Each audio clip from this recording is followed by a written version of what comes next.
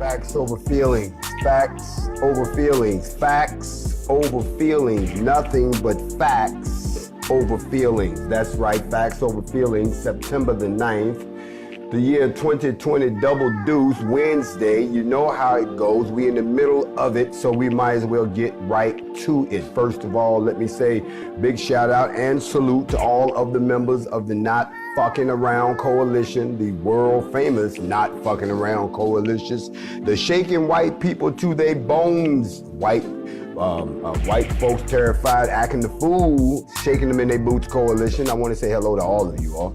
No matter which state you hail from, you're all important to the coalition and to all of our brothers and sister coalitions around the world. We are all united at this time as one because the time has come for us to stand up and unify. Coming to you tonight on two platforms, Instagram and YouTube. Let's see which one is brave enough to keep this particular broadcast. Last time YouTube lost out, Instagram held fast, while Facebook has eliminated all NFAC pages. If you see a page on Facebook and it says NFAC, it is a phony, it is a fraud. You are being taken for a ride. Pass the word on to your friends. It ain't us and it damn sure ain't me. One more thing, if you're out there on social media and people are just trying to throw all kind of poison on the truth, and you see somebody with my name acting as if they me, let me be the first one to tell you, I don't talk on social media. I don't comment on social media, and I ain't got nothing to say on social media because I am, just like the rest of the members of the NFAC, are people of action. Let me say it again. We are people of action. Why are we a people of action? We are a people of action because of who we serve. We are a people of action, a peculiar people, but a people of action all the same. We are the people of Yahudah. We are the people of El Shaddai. We are the people of Adonai. We are the people of the Shekinah glory. We are the people of the Shalom. We are the people of the Hashim, the Eternal One, the El Roi, the Baal, the Tevilat, the El Shaddai, all of them. We are the people of the Most High Creator. So it's up to us to be a little more dedicated than most of you. I thought I'd open that up tonight before I get into the business at hand.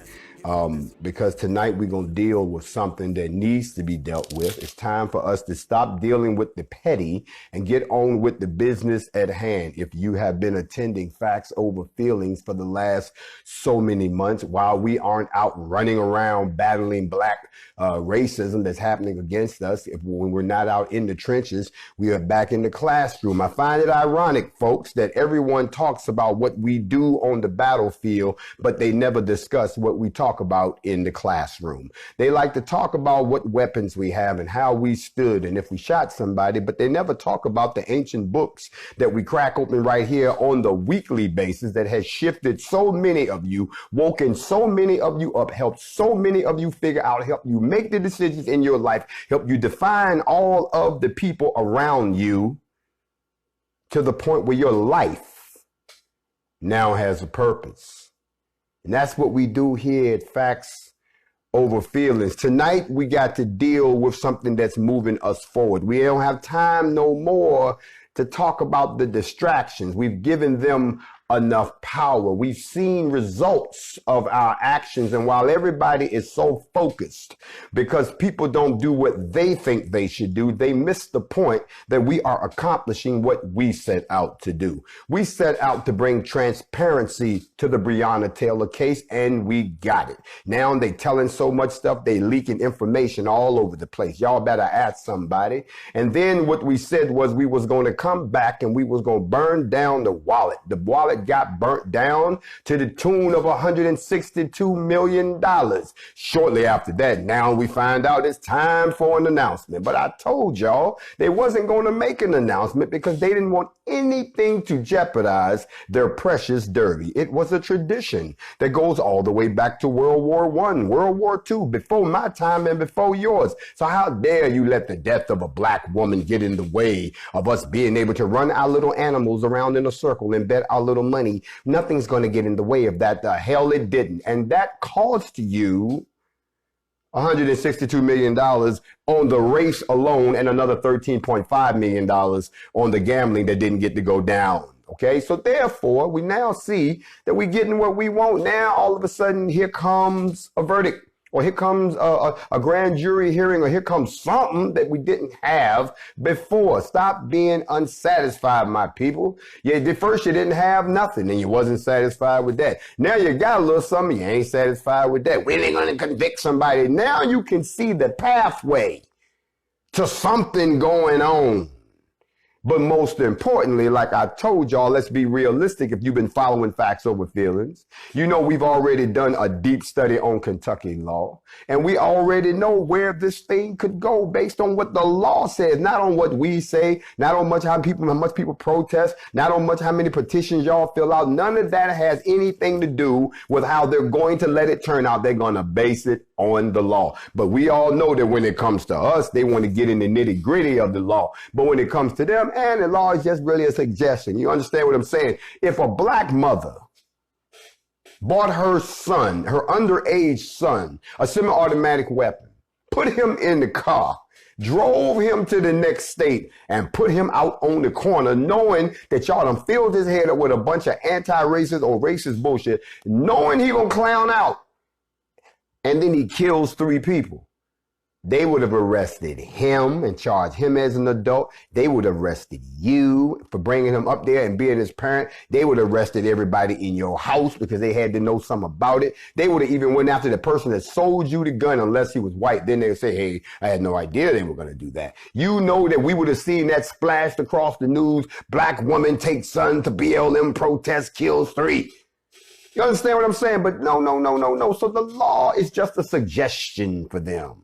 Young people, I'm teaching you something. I know you want to do the right thing, and you go out here and you read these laws and you actually believe in it until it happens to you. Then all of a sudden the laws don't mean nothing. All of a sudden your rights are being encroached upon. All of a sudden what you say can be used against you. Even if you're trying to tell them that you're doing something wrong to me, that can be used against you too. How you gonna tell me that I'm laying on the ground and you're killing me, and I'm telling you that you're killing me, but that can be used against me? Mr. Johnson, did you tell them that they were killing you? Well, they was, Your Honor, but did you tell them that? Well, yeah, I told them. Well, under the law, you can't tell them. You just got to, you got to survive. That's how they do us. So you can imagine by the fact that they appointed a black female as the new police chief, as the interim police chief. They put a sister in that spot. Because as soon as the announcement is made, first thing to do, if you notice, they always roll out the black police chief. Have y'all ever wondered why they make the police chief black? Because they know the real core of the mission is that sooner or later they're going to do something that's going to piss off the black people, and it's hard to argue with your own damn people. I don't care what y'all say. I don't care how much Oreo we call them. It's hard for you to go in there and be like, I can't believe you did a black person like this. And the person looking at you like, can't believe I did what? You understand, when I was out there at Churchill Downs and I was on the bullhorn talking shit to the cops, one of the things that I don't know if they didn't let y'all hear what we were saying, but I'm going to say it on here. One of the things that I said to the police was, I said, before I said that they could kill me, was the fact that I said that you got black cops that we done heard from that already told us that if the shit goes south, they gonna be busting at you. And when them cops heard that, they were looking side to side because you didn't know who to trust. And wasn't it ironic that at that point we began to notice that all the cops that was left was white? They pulled all the brothers and sisters out because they didn't know how true that shit might be, and they didn't want to find out. So the point I'm making to you is that they done swapped out and put the sister in there. Why now? Couldn't have been because little old us came to town. That had to be something that was already planned. And why is she only the interim? That means that you can have her there only long enough till whatever they got to do is done, then they can pull her out and put somebody else back. What, y'all need a black face up there when y'all tell us that ain't nobody gonna be charged, and you need somebody to come on, let's everybody be calm and calm down. Let's all just work together. We're here to talk to you. Man, I ain't gonna want to hear none of that. See, let me tell you the one thing that I will say to the good folks of Louisville, because I spent some time with you. Listen, there's no real way around this. There's no kumbaya unless some handcuffs come out. and go on some peoples, there's really no way I see this ending in anything but some temporary chaos, because this is like the last slap in the face. This is the last slap in the face. Y'all ain't gonna do nothing. Y'all gonna try to explain it away. Oh my God.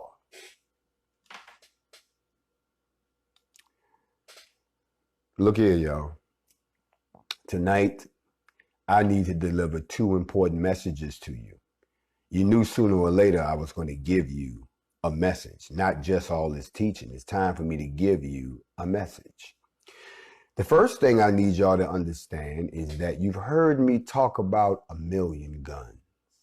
1 million legally armed black people in one place at one time.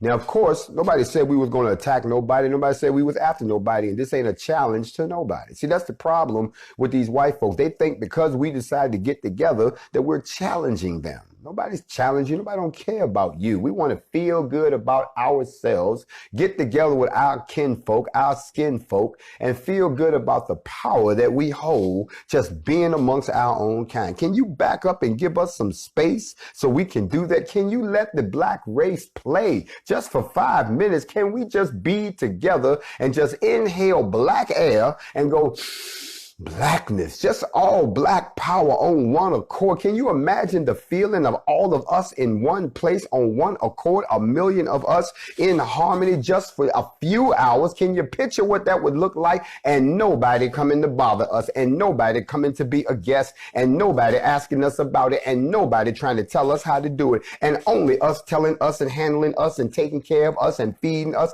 Can't y'all just imagine that for 2 seconds? Can y'all understand the importance of us unifying as a people just for a few minutes? Just figure out how that'll feel. Well, the first thing I got to let you know is I did a little bit of studying and I found out, well, where could I get 1 million people to start with? We started the conversation. I even asked y'all for some recommendations, but the first thing I had to find out, well, first of all, is there any place? Because you know it's going to be some naysayers going to say, don't do it. Oh, here come the scary Negroes. Oh, don't do it. It's a trap. They're going to get y'all all in one place and they're going to kill you. Well, I hate to be the one to break the news to you, but I went and did some research. There's no place in the United States, no facility that holds 1 million people. Oh, you want me to run them down for you? Oh, okay. Well, let's start with Michigan Stadium, which can hold 107,601 people in the city of Ann Arbor, Michigan. Been around since 1927. That's where the Michigan Wolverines play. That's the biggest stadium in the whole damn country. 107,000 people. We're not talking about 107,000. We're talking about 1 million people. Where you going to put 1 million people? You can't put 1 million people if that's the biggest. For y'all to, no, I'm pretty sure there's something bigger than that. Let me help you all out. You got Beaver Stadium at 106,000, Ohio Stadium at 102,000, Kyle Field at 102,000, Neyland Stadium, and I'm going right on down the list. Michigan, Pennsylvania, Ohio, Texas, Tennessee, Louisiana, Alabama, Texas, Georgia, Texas, and California. None of them have a stadium big enough to hold 1 million people. So wherever it would go, it would have to go somewhere outside. And that makes it even more interesting. So I started thinking about that thing, y'all, and I said, where is a place where we can go and there be 1 million of us with space? There has to be somewhere where people gather 1 million deep. Well, I found a place. The only problem was it's not in the United States. But it gave me an idea of what I should be looking for in the United States. I was kind of surprised when I found it. Can I teach y'all for a second? It's called the Mall in London. If you know anything about the Mall is a road in the city of Westminster in central London. Big shout out to my UK folks. You know I am mysterious and enigmatic, and I'm a cult. Don't believe none of that unless you understand that cult is root word for culture. Yes, maybe I am a culture because my people need our culture back. We need to learn about our culture. We need to be proud of our culture. So if that's what you want to say when you say, oh, I'm a cult, well, maybe I am because I'm a doorway for my people to find some inspiration to get back to their culture. You understand what I'm saying? But anyway, this place sits between Buckingham Palace at its western edge and Trafalgar Square near the Admiralty Arch to the east. Now, when I started trying to figure this place out, I wanted to know how long was it? How big was it? I wanted to know it was something that, you know, was there a place here where we could actually do the same thing? What shocked me about this was that when I found out about this place was that it was not as long as I thought it was. I thought it was something that, you know, we needed a whole lot of space.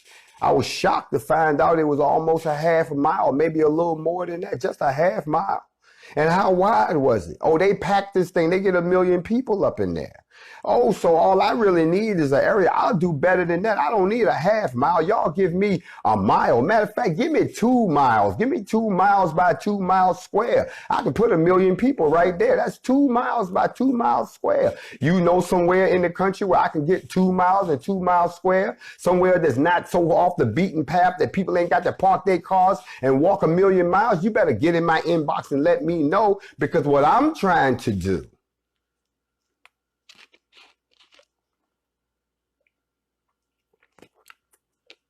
is have a show of force of African Americans that's so powerful that it sends a signal to the rest of the world that you should expect us soon. Why would I say this? Well, I got some good news for you.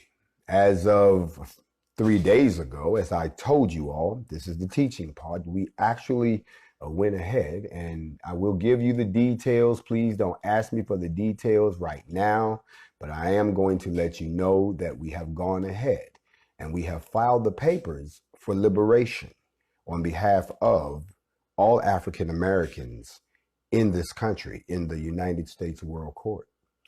Those papers have been filed. I'll be providing you information if you would like to go examine the case files. But technically what I've done, along with the help of a few powerful folks whose names I won't reveal because we like to keep it in the family here, lawyers and those who work within the international community have filed those papers of liberation declaring all of you all who are descendants of the African, the Portuguese, the Atlantic slave trade, to be a nation within the nation.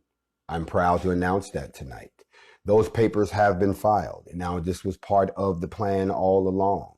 I told you, you cannot get reparations if you are a color. You cannot get restitution if you are a color. You have to be declared some form of a nation. Now, don't get it confused. I know we got some folks running around claiming that they're sovereign to another country, but that country's not trying to petition for reparations right now.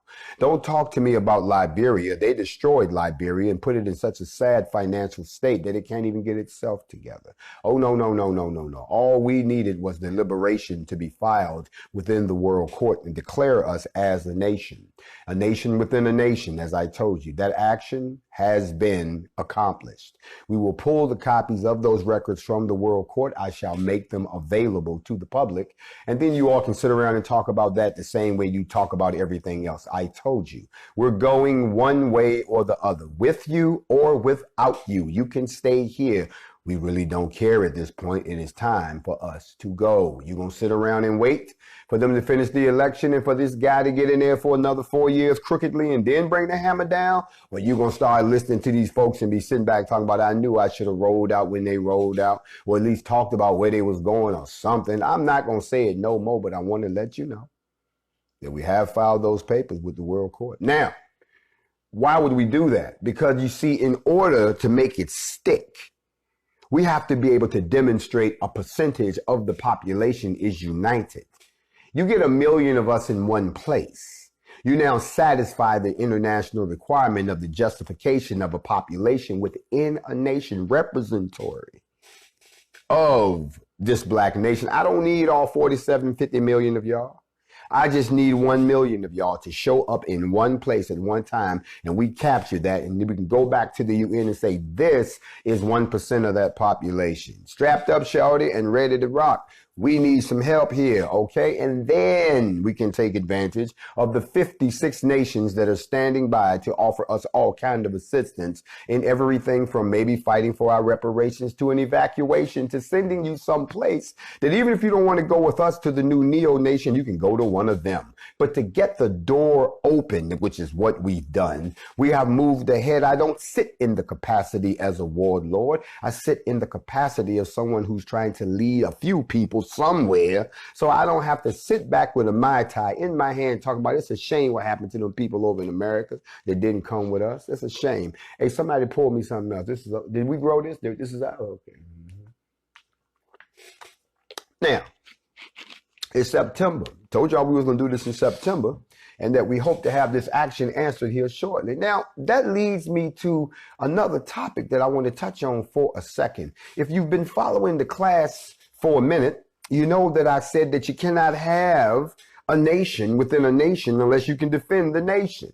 Well, what do you think is the entity that would defend this nation? No, it's not your local riot force that comes out every time the cops continue to do to us what they've been doing to us because we don't have no control of our own neighborhoods. They only come in the neighborhood because there's no resistance to stop them from coming in. But y'all remember not too long ago when I taught y'all about if we just had 55,000 Black Americans, and I think I got that many right now that just want to be down with the system anyway. 55,000 Black Americans. Y'all remember how I broke it down? I said, let's just say just to put some bread in your pocket, we put $1,600 in your pocket every month. That's for everybody that's inside of the Black American military. There you go. You in there. It's 55,000 of y'all. I'm going to give you $1,600 a pop. That's monthly. That's guaranteed. Nothing you won't get that. Do that what you want. Now you take 55,000 soldiers and you multiply it times 1,600 and you come out with $88 million a month. It will cost you $88 million a month so that you could pay the Black soldiers. Now, you also going to have some funding to run the Black Army. So now you got 20 million, there's 50 some million Black Americans. All you need is 20 million Black Americans to pay $10 a month. That's it. $10, what you spend in a drive-through, $10 a month times 20 million people is $200 million a month. Remember, it's going to cost $88 million to pay y'all for being in it. That leaves you $112 million left over to pay for more soldiers' gear, more equipment, they housing, they training, they travel, they medical, and they Black businesses. All of that will come out of y'all putting $10 a month, just 20 million of y'all, and we could have our own standing army for 50,000 Black Americans who are already inside this country to do what? To defend and protect the Black ethno nation. I just broke that down for y'all. Ain't nobody sat down and thought this thing through. This is the kind of thinking we need to get in the room. We don't need to get in rooms and talk about, oh, woe is me and what they done did to us. We don't need to be sitting around talking about, well, how do we try to talk to them? No, unless that needs to stop. You know, since that's not going to stop, we need to start talking about what we're going to do. And what we're going to do is you have to think out if you're going to move as a nation like y'all claim y'all want to do. If y'all truly want to get this thing rolling and popping like y'all claim y'all want to do, then what you're going to have to do is somebody going to take a $10 bill and you're going to have to send it at $10 a month. And what happens is times 20 million is $200 million, $88 million going. The people involved are getting a paycheck. I taught y'all this before. And the last time I taught it, some people got it, some people didn't. But then that leads us to the next logical question of what I want to teach tonight.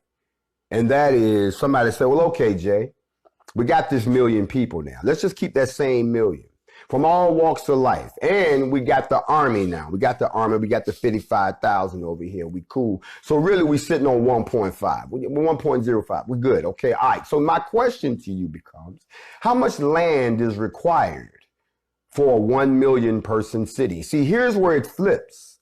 You've heard me talk so much about us leaving, but what you haven't heard me talk about is what we can do while we are still here. I don't mean running down buying 90 acres. 90 acres ain't gonna work. We're gonna run out of space real quick with that. Let's start with 1 million. Let's imagine we're gonna build a new 1 million person city. Now, I ain't saying other races can't come work there. We come work in y'all shit, but it's a Black city. And we're gonna operate it under an economic system. I'm gonna break that down to you. Our new city is gonna be independent and self-contained. in the terms of its food, its energy, its industrial production, and so on. And how much land will the city need? This is for y'all who talking about, I'm not going anywhere. My family built this country. I'm staying. Okay, then, smart people. Then let's talk about what that looks like then. If y'all ain't trying to get out of here in the next 3 to 5 years, if y'all want to sit around here and think you're going to be able to prosper under the current conditions without taking some kind of drastic step that involves your money and your time and your political power, here is your route. Here is your route right here. Now, it's possible to build a city quicker. You know, remember in China, they done built multiple times. There's a city called Shenzhen, and it grew from 30,000 to about 10 million people over the course of 30 years. And Shenzhen produces the majority of the world's electronics. Just this one city produces 90% of all of the electronics used across this planet. There's no question this can be done. You think we can't build a city that supplies the world with something and be prosperous in that city based off of what we make? Y'all underestimate the ingenuity of black people. Most of the stuff that y'all like to use today, from the garbage disposal to shoestrings, came from black people. Why? Out of necessity. Because we got tired of doing it ourselves. I would have invented a machine to wash dishes too. If I had to wash dishes my whole damn life and got my ass beat for it and all kind of crazy stuff, oh, I'd have been there like, you know what, this shit right here is not going to work. Hey, bro, check this out. It's washing the dishes, dude. Don't put your hands on me. It's washing the dishes, dude. So you mean to tell me that we can't go somewhere in the United States with all this damn land out here and legally buy that much? It's just how much land would we need? What we gonna do with the land when we get it? I'm gonna cover all of that right here on Factz Over Feelings tonight. 1,000,000 to 1. 1,000,000 of us into one place. 1,000,000 to 1. Now, let's assume that we got 1,000,000 people. You know, and we can do larger size, but we're just going to do a steady state population of 1,000,000. The first thing we got to talk about is housing. Yeah, the amount of space needed for housing. It really depends on how much we choose to house our people. We have to make a decision of how comfortable we want to be. Let's say 10 people per acre for housing. We need 100,000 acres or 160 square miles. At 25 people per acre, we need about 40,000 acres or 62 square miles. So we ask everybody, if you want to make this your kumbaya, if you want to make this your dream place, if you said everybody 40 acres and a mule, if you did 40 acres and a mule, you got to sit there and remember, if we're talking about 25 people, oh, come on now. 1,000,000 people? Okay, we'll run with that. On the other hand, by building large, tall buildings, we could house everyone on much tinier amounts of land. 10 square miles could be sufficient to house the whole 1,000,000-person population, depending on how much square footage each person is given for housing. So there's a range. I'm teaching. At its most spread out with suburban-style single-family dwellings and a picket fence around each one, we're talking about 200 square miles are necessary for housing 1,000,000 people. And this option also maximizes the infrastructure costs. We're talking about water, sewer, electricity, internet, transportation. All this stuff y'all got to think through, and so on and on and on, because everybody going to want to be spread out. On the other end of the spectrum, if we want to do that, we can compact everybody into 10 square miles by making everything tall. These are the type of things we have to consider. Where are we going to put everybody? Where are we going to live? Recreation. I'm doing it backwards for you because a lot of y'all wouldn't think about these things when you talk about building a city. These are the things that keep you in the city. These are the things that make you want to work in the city. These are the things that make you productive inside of the city. These are the things that they think about when they run out there and build their little towns, and then when the shit catch on fire, oh my God, I can't believe everything burnt up. What the hell was y'all doing out there anyway? We're not doing that, black people. We ain't building no cities. Y'all mind is on something else. Y'all too busy trying to survive in the cities and make money, and that's it, and be a resident. Y'all ain't thinking about building those cities. Well, if you want to do something and you ain't ready to pick up and leave, then start at least thinking about building some black cities. We talk about recreation. How much space you going to dedicate to parks and similar places of recreation? People like to take a walk. They want to hike, play football, ride a bike. Look, if you assume that you want everybody to visit the parks all around your city, You better square off 15 square miles just for that alone. Now let's talk about retail. You got to think about that too. If you're going to have housing mixed in with residential, you're going to have retail, restaurant, gas stations, all of that. That's take up a lot of space. So the housing takes up 100 square miles. It's easy to imagine another 10 square miles for retail and restaurants and schools and hospitals, but it really going to depend.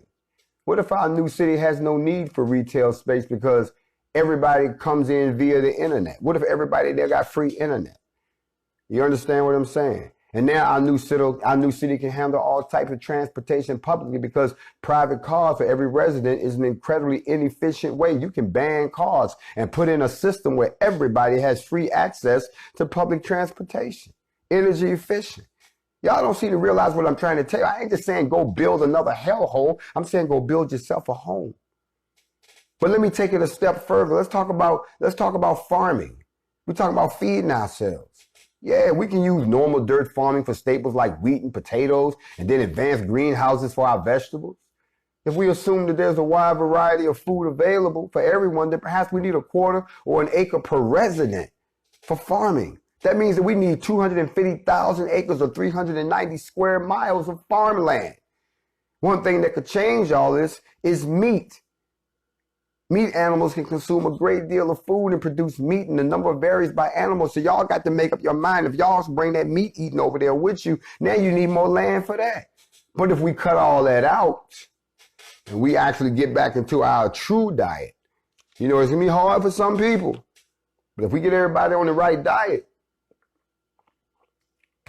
we truly will shine as the beautiful people that we are, and our life longevity will be incredible.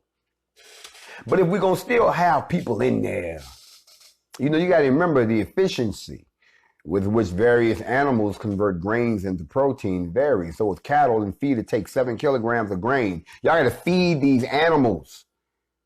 You understand what I'm saying? If y'all want to, you know, but I would assume that we wouldn't do that. But I'm just going through what you're going to need. The point is, if y'all still want to eat beef, you're going to need to grow a lot more grain to do it because you got to feed the animals. Think about it. Let's talk about electricity. Chances are that our new city is going to get its power. Now, I'm about to blow your minds. Look, they're not going to have no infrastructure for you. They're not going to extend the infrastructure to the new black city. They're not going to extend the water pipes and the electricity. You got to outsmart them. Chances are that our new city is going to get its power from solar panels, wind, or even nuclear power. It's another option for green power generation. If we assume solar, let's go with solar. Let's say we're going to use the sun that they're trying to block right now. And we can calculate the energy of this new city and determine the amount of land needed, and it goes something like this. I'm going to break it down for you. I need y'all to stay with me. Assume the city needs 20 kilowatt hours of electricity per person per day. That takes into account all the usage, both home and industrial. Now assume 1,000 watt square meter of solar radiation just coming in. Ooh, ooh, ooh. Now assume the solar panels got 20% efficiency. They don't get 100 because the sun is not always on, right? Now assume 5 hours of usable sunlight per day. That's what you're going to get from all throughout the day. And assume there's some space in between the panels. Now add all this up for 1 million residents. And you're going to need 20 square miles of solar panels. Then you got to think about your industrial. You got to have a city that's going to have a lot of factories because everything that the city needs is going to be made right there in the city. And factories tend to be large. So given the number of products that we're going to have to produce, let's assume about 100 square miles for factory space. And additional information on, you know, stuff like that. You got to see how your city is growing. Then you got to have foresting. All right. How you going? What your house is going to be made of? This is the part that kills me when I tell people this. What your house is going to be made of? What about the diapers and the toilet paper? See, this is another way of asking, what will be the role of wood products in our new city? If we're using wood products in our new city, it needs forest land. And for the sake of calculation, assume that our new city wants to produce standardized wooden houses of the type found throughout every other American city. We need about 2,000 board feet of lumber for a 300 square foot house. A mature pine tree, which is 35 years, I ain't even go through it. We're going to need some forest land, okay? So we need to round this up to about 100 square miles of forest. Point blank. There's 2 advantages. It'd be plenty of wood for all kinds of common paper products like toilet paper and diapers. And 2, people who don't like crowds will have a big quiet place to go when they need to get a goddamn break. They take their ass to the woods. So let me add it all up. I'm about to break it down. I'm about to sum this up. I'll break it down to you. Y'all can play this back later.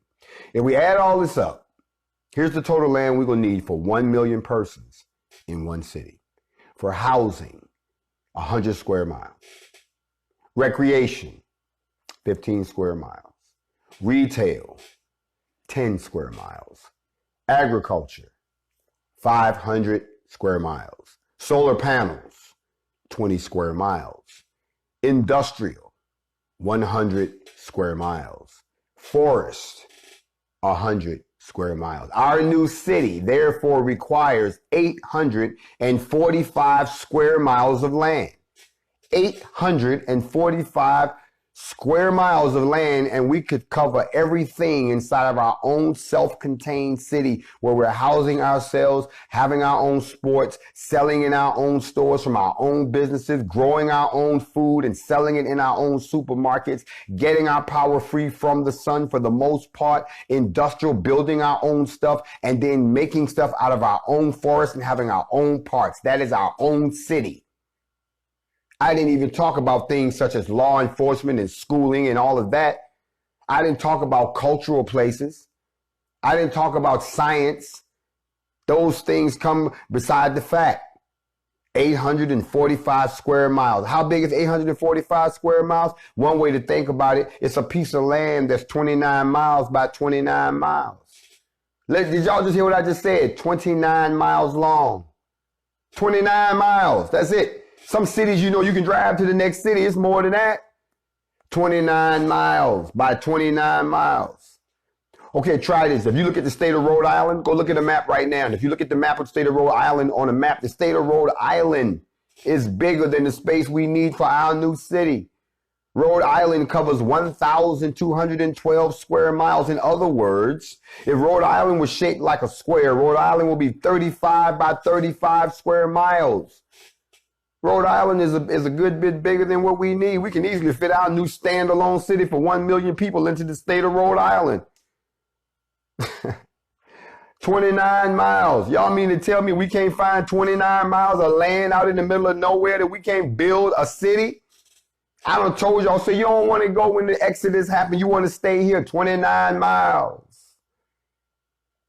If we want to minimize the land consumed by the city, we could go with much more compact housing and save another 90 miles. We could eliminate meat and save 110 square miles. We could compress everything together like the forest. Now our city will fit in 500 square miles. Do the math yourself. Don't be a dummy. Don't sit there and believe me. Get your calculators out and play this back and do the math. 1 million people fitting into 500 square miles means 2,000 people per square mile. 1 million people fitting into 1,000 square miles is 1,000 people per square mile. So there's not many places on earth where a nation is completely independent in terms of food production, energy production, industrial production. But if we want to compare the density of this new city with different places on earth, check this out. Several nations like Puerto Rico, Bermuda, and Taiwan, they have population density similar to this. Did y'all know that Puerto Rico, for example, has 3.4 million people living on 3,515 square miles?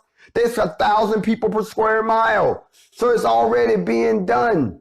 And then if that's not the even more interesting factors, we then got to think about sustainability. How are we going to stay there? We done covered everything that we have to do. Water. Key thing you have to think about. No, you can't go set up in the desert. How are you going to get the water? Your water typically comes from one of these. It's either coming from a river. It's either coming from a natural lake or a lake that's derived from a dam. It's either coming from an aquifer. It's coming from collected rainwater. It's coming from desalination plants. Or you can have a tanker that got fresh water in it. Or you can have condensation from the atmosphere. No matter where you go, you got to think about water. And you got to think about how many, 1 million people? And then you got to talk about plants and farming. So there's some work to do on this whole thing about 1 million people getting into one place. Y'all let me get 1 million people into one place at the Black Gunz, Million Guns 2A formation. I can then go back and say, here go my 1 million people. Where can I get 29 miles by 29 miles? That's the only thing I need. If y'all don't want to give, y'all don't want to pack up and leave.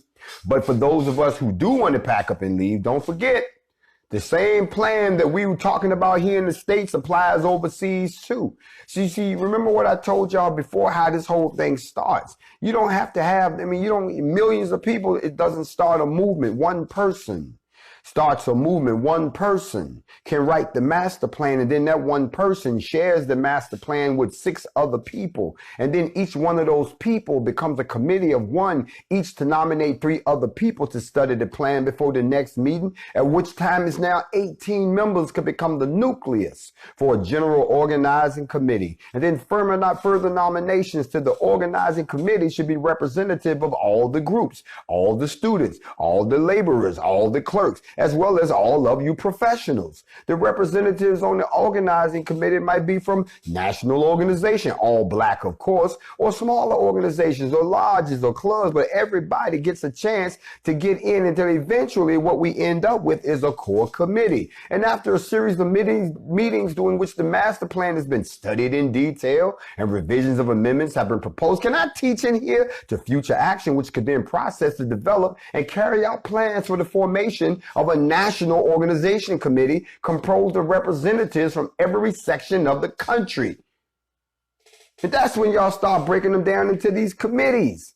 And the committees is whatever your job is, that's what you will fall into your division. The division of economic planning and development. We're talking about different divisions. We're talking about people who handle some of the things that you do today. The division of political action, the division of public education, the division of community services, the division of youth activities, the division of Pan-African affairs, the division of intelligence and security, the commission for spiritual and life assistance, the ideology and guidelines division. You gonna fit in somewhere. I done told y'all too much. I've given you the blueprint, not just opened the door to freedom, but told you what to do when you get there. If you don't want to go right now and you're just so enamored with the United States, then get your 29 by 29 miles and build a damn city. Either way, stop sitting back talking to my people like you want to do so much and then you do nothing.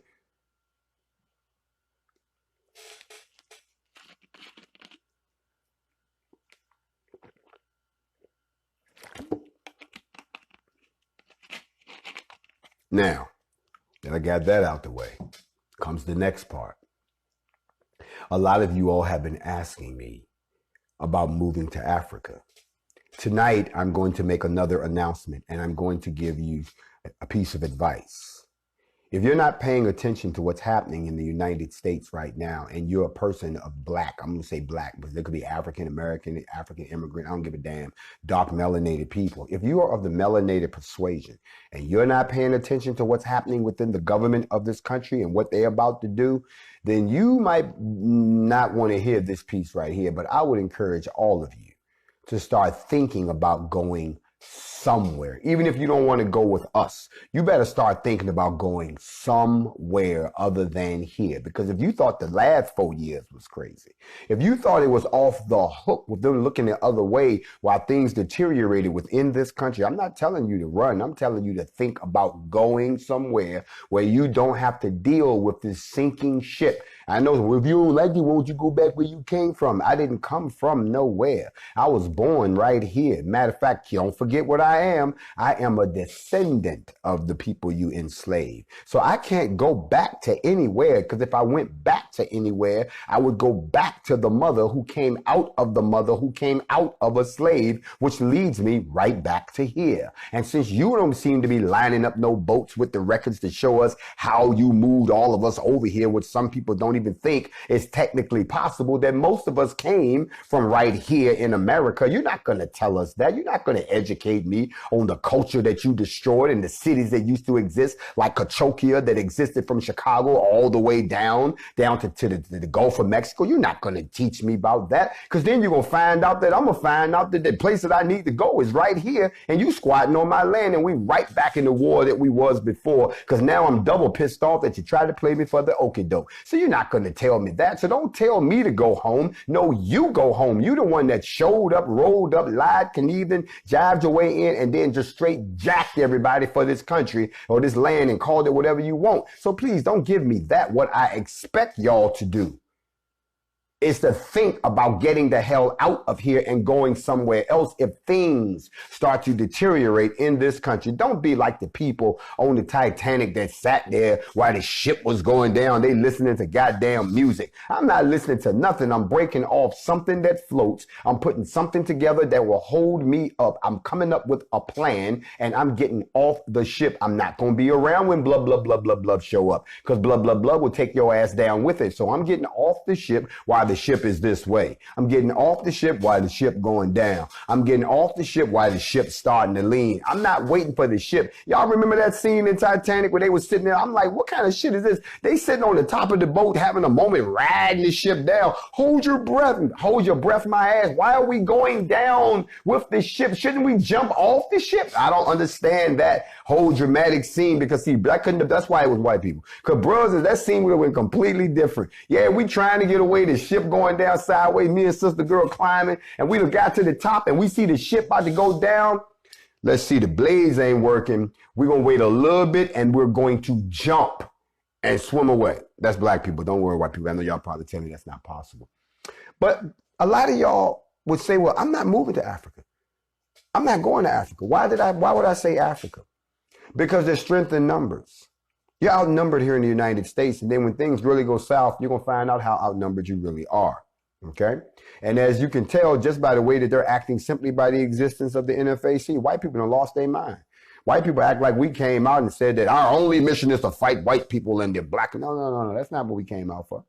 We came out to stop y'all from doing what you're doing and to put the pressure on these folks that if y'all don't want, the people who normally think this shit don't affect them, if y'all don't want to get snatched into the fight too, we advise y'all to do something about it. And that's what's been happening. So, but there ain't enough of us. There ain't 57 million people strapped up, shouted, right now. Otherwise, I wouldn't have no problem calling a million people formation. I could just say 4 million people formation, meet me in Oklahoma. Million people pull up. I'm really going to find out who's really dedicated to the black race through this exercise. I mean, I'm being dead serious. This is something I'm not asking you. I'm letting y'all know. You got to be a part of something like this. 1 million black people, and you turned your back on the black race. We're not doing that. I'm tired of seeing us embarrass ourselves in front of other races. They look at us and they laughing. And I know a lot of y'all don't want to hear that. But it has to be said. This is tough love, people. This is the part of the relationship I know you wasn't going to enjoy. This is the part where I'm going to come in and my love is unconditional for you, but it doesn't mean I'm not going to tell you when you're wrong. But I'm never going to criticize you without telling you the way out. And I'm telling you, this is our way out. Unless somebody has a better plan, and if you do, this would be a great time to let me know. Otherwise, the papers are filed. The demonstration of the population has to happen. And a lot of us, our problem is we've been so traumatized and we're so ignorant. Ignorant means you just don't know. We're so ignorant to who we really are that we fight against our own liberation. Yes, we do. And I want y'all to know that I'm just holding the door open. But I did go do some research for the people that's going to be being and complaining about, I don't move to Africa. I went and found out, well, how bad could it be? And I found this list that I'm going to share with you. It's 9 things that you wish you knew before you move to Africa. 9 things. Number 1, don't move to Africa relying on Apple products. MacBooks and iPads for living in Africa, you can leave them at home. And the reason being is because outside of the capital cities, it's hard to find replacement parts. So you ain't gonna, your shit break, that's it. And this is one place where they don't really have their parts. They use Windows programs and Samsung phones around most of the entire place. So unless you're willing to open up an Apple distribution warehouse, hint, hint, black people, and become the sole distributor of Apple products, they have ignored the African continent. That's the truth. They sell their products to their people. You're buying into it. That's why they hassle you when you go in their stores. That shit ain't for you. But y'all some of the biggest consumers. You go to Africa, you might well leave that at home. Another issue is that road safety is a major problem. You know, I'll give you Namibia as a prime example. When I went there, I was unaware of the car accident stats. I was clueless on how dangerous the driving habits was, not only in Namibia, but across most of Africa. I mean, let's be real. According to the World Health Organization, Africa is the continent with the highest number of road accidents, despite having the least number of vehicles. I'm just trying to help y'all out. Don't go over there and they come flying their ass around the corner and, you know, they on 3 wheels and you're like, oh, I can't believe this. Get used to it. Okay, you in the motherland, ain't no brakes. Hold up. I'm really telling y'all things that you're going to find. Anybody who's been to Africa already noticed. If you've been over to any of the countries, you find out. Number 2, you might have to break a few immigration rules. Here's a little secret. There's been times that, you know, people have been overseas illegally, okay? Just because the immigration can take forever. It takes forever to process documents. So when you move to Africa to work, you might try to get ahead of the game and submit your paperwork easily, or you'll still find yourself in a state of limbo. That's something a lot of people run into, okay? One of the things that you're going to find out that you're not going to like is no matter where you live in Africa, you're going to be surrounded by a sea of innovation and development. And with that comes a ton of entrepreneurial opportunity. And several great business opportunities have landed in my lap. However, I never saw myself as an entrepreneur, so the idea of starting a business in Africa wasn't something I thought about. But some of y'all, that's right up your alley. So don't move to Africa to work and be afraid to veer off from the 9-to-5 world. Americans moving to Africa shouldn't be afraid to leave the corporate mindset behind. But also don't move to Africa just to be rich and exploitive either, like a lot of other races are. Just know that entrepreneurship is a way of life there. You got to grab it by the horns and not look back. A lot of people don't go there with that mindset. Number 5 is moving to Africa as a black foreigner. You might not get the welcome that you expected. Okay? It's a lot of African Americans that are moving to Africa and they arrive on the continent in a state of utopia. It's like 400 years late, welcome home. The hard truth, I've met Africans who didn't quite embrace me. They aren't a huge number of Americans moving to Africa, not yet. And sometimes I'm the first African American they ever met. And though we resemble each other, there's this silent separation that's hard to ignore. And there's centuries of misconceptions and unfamiliarities that we need to comb through. You know, we got to get used to each other. You know, and there's some social situations that you might find yourself in that are going to leave you either emotionally drained and disappointed. So keep your expectations in check. You know, it helped me to avoid those blues if I had just come into Africa instead of coming to Africa trying to adjust as a Westerner. The last thing I'm going to tell you is don't go to Africa trying to be a local. That's not going to work for you. And they got these things called payday crowds. You better avoid them like the plague. And one last thing, remember your English might not be their English. You're a native English speaker living in an English-speaking African nation. Chit-chat with the locals is going to be a breeze, right? Wrong. Some people are going to find your accent difficult to understand. Your sentences are going to get lost in translation. And if you talk too fast, they're not going to know what the hell you're saying. You have to learn those things. I know those are not some deal breakers for some of you, but things to think about when you talk about going to Africa and I tell you to get out of here and you go, ooh, I'm moving to Ghana. Oh, really? So you're going to move back to Ghana program? We could talk about that too, but I'm not going to get into that tonight. What I did want to let you know that for those of y'all who have questions, a lot of people ask me this whole liberation thing as a country. What is the key thing of the legal standing, if I can touch on that for a minute? You see, this declaration, it's observed, revolves several intricate and controversial problems posed by cases of violent self-determination. The right of liberation movement represents people struggling for self-determination. To seek and receive support and assistance necessarily implies that we have what's called a locus standi in international law. Now, I know I said a mouthful, but what that basically means is there's 2 ways that you can become liberated. You can fight your way free, or you can just declare yourself to be free and you all be on one accord. 1,000,000 to 1 is the effort to put 1,000,000 of us in one place, 29 miles by 29 miles somewhere, where we can stand. I'm talking about the city, not 29 miles by 29 miles. I'm sorry, that's too big. I'm talking about a place where we can put 1,000,000 people, not 1,000,000 people in the city. 1,000,000 people who are legally armed to represent a percentage of the population. I'm wondering if y'all down for this. This is bigger than the NFAC. This is much bigger. This is a call to the Black nation, no matter where you are. Should that call be made, would you come stand with your brothers and sisters, 1,000,000 deep? And who would be interested in helping us put something like this together? I would expect the Black nation to pull together. No one person can own something of this magnitude, but it would be a formation like something the world has never seen. It will be a display of Black power that will be remembered for the next 100,000 years before they have to do something like that again. But I'm putting this on your conscience because we need to do it, and we need to do it soon. I'm still waiting on the ruling from the World Court. If they approve this action, the next step is to go to the United Nations and say, listen, we have declared ourselves, we've shown ourselves, and now we need some relief. They owe us reparations, restitution, and a few other things. If not, they need to not stand in our way as we go somewhere where we can stand up our own place.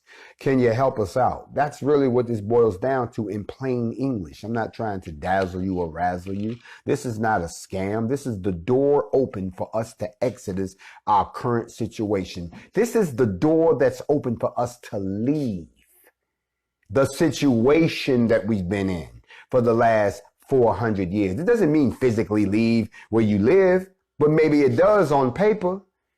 Maybe now you have dual citizenship. When they ask you, do you have ID? You can pull out your American ID because you're still an American citizen, but now you can pull out your Nation of Blackness ID. When they say we need to call the police, you can say which one. When they say we need to see you in court, well, hold on, what does the Black court say about that? When they say you are under the laws of the crown, you can say, no, I am not. I am under the laws of the sovereign nation that has been recognized by the UN. And if you have a problem, you have to address them for grievances, and then they can come and have a conversation with us. Remember, y'all didn't want me to be your president. You didn't even know I ran in 2016, but oh, imagine where we would be today if I had won. Somebody asked me, well, John, how do we write you in? And I said, well, you just go in and piss them real off. Go in and write John Fitzgerald Johnson and write it in and just throw the whole election, and let's see what type of loophole they'll come up with. Well, you can't do that. You know why? They took away the ability for you to write somebody in by making you vote over electronics. So now they say the mail don't work. Now you can't write nobody in. You got to go online and do it. Well, suppose there's no block for you to write nobody in. They just took away your independent ability and they squeezed you into their red blue pill box. But if you get a chance to write it in, I'll let y'all know. It will be real interesting to me if I won, because I wouldn't accept it anyway, because that's not the goal right now. So y'all go ahead and have some fun and upset their sister. But in the meantime, 1,000,000 guns, 1,000,000 to 1. 1,000,000 to 1. This is the first time I'm going to talk about it. I'm going to come back again. We're going to talk about it again. For those of y'all who've been waiting on the morning mental, I will be on the morning mental tomorrow, because I have a strange feeling that there is about to be an announcement that I told you was coming in the Breonna Taylor case. When that announcement is made, we will cross that bridge when we get to it. In the meantime and in between time, please go back and listen to this particular broadcast, because I've given you a lot of good information inside of this broadcast where you yourself can then begin to figure out what you need to do and where you fit in to this particular master plan. I myself, on behalf of the NFAC and all of our conglomerates and all of our comrades and all of our compadres all around the world, we bid you a good night, and we have given you something to think about. Not only 1,000,000 guns, but the building of a city of Black folks, of 1,000,000 people. Nothing is beyond our scope. It's just a matter of y'all wanting to get up and do it. Somebody asked me before I go, because I was about to pull off on you, they asked me if I would talk a little bit about the food situation. And I thought it was interesting that they asked me that, because I said, well, what do you mean? They said, well, Jay, once you talked about the food, can you touch on it real quick? The real quick is, I'll break it down to you, and I'd like to thank Dr. Laila Africa, rest in peace, and Dr. Sebi for schooling me about what I'm about to say to you. So let me give you the top 11 things real quick as you adjust your diet. And I love the young man that had said to me when I was down in Louisville, not Louisville, Louisville, they taught me well. He said, well, all you do is drink alkaline water and eat roots. That's why you look the way you do. But let me tell you what you shouldn't be doing. Hold up. No sugar. It stimulates the growth of cancer. Only stevia. It kills viruses and funguses. Number 2, no chemical sugar substitutes. Number 3, no animal grease or fat. Fat contains mycotoxins. Number 4, no dairy products while sick. Dairy is a growing medium. Number 5, you eat fish that has scales. Fish with skin like catfish are bottom dwellers, and they have high levels of toxins, so you're not supposed to eat that. No pork. The meat is marbled with high fat and mycotoxins. Number 7, no meat from animals whose functions as cleaners of the earth. Oysters, shrimps, crabs, clams, alligators, crawfish, pigs are cleaners of the earth. You're not supposed to eat them. Number 8, eat all the raw vegetables and fruits with small amounts of some form of a meat if you have to. Number 9 is raw is better than cooked vegetables. Heat at greater than 104 degrees kills all the enzymes, so it's no good to you. Number 10, no carbonated drinks. One carbonated drink takes about 48 to 52 cans of equal size of water to bring the body pH level back to normal. Cancer thrives in an acidic environment. That is why I'm always drinking alkaline water. I keep the alkaline pH levels in my blood so high that the virus or the cancers can't survive.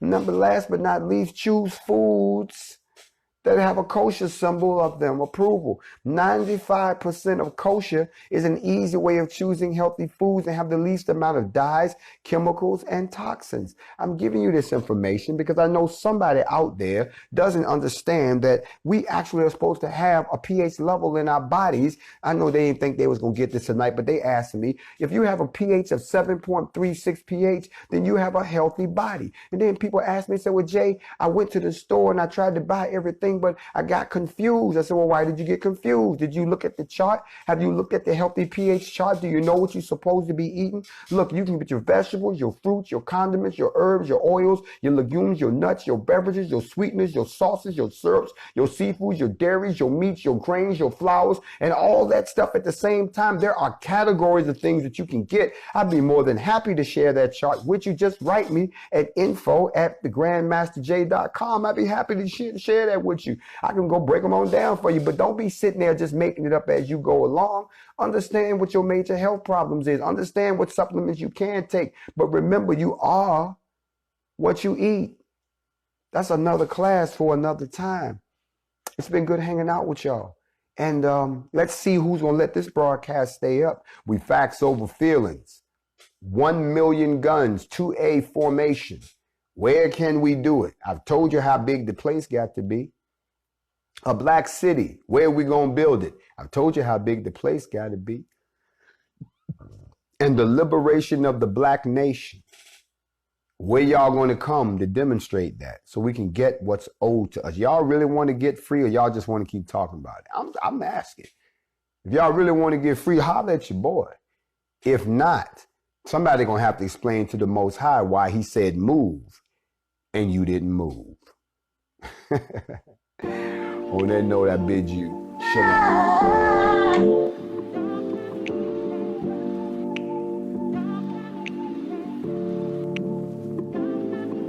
Here's a message to my unborn. It's a cold world, even when the sun's warm. Only put our hands up when they guns drawn. They simply don't feel us. They wanna put 3 in our chest like the hiccups. Young, black, and gifted, and they still judge me. I could give a damn as long as my daughters love me. Bridges burn, you can hear it in my cadence. Tell a man the truth, he quick to say that you hating. They think it happens overnight. Nah, it takes patience. These women come forth, family God, then it's paper. Never judge before you love. Guilty before innocent when you the same color as us. German engineering when I steer it. Always run directly towards it, even when you fear it. The stress get heavy, especially when you near it. I'm talking about your goals, and when you feel it in your soul, you close. Hey son, you are the best thing that could have ever happened to me.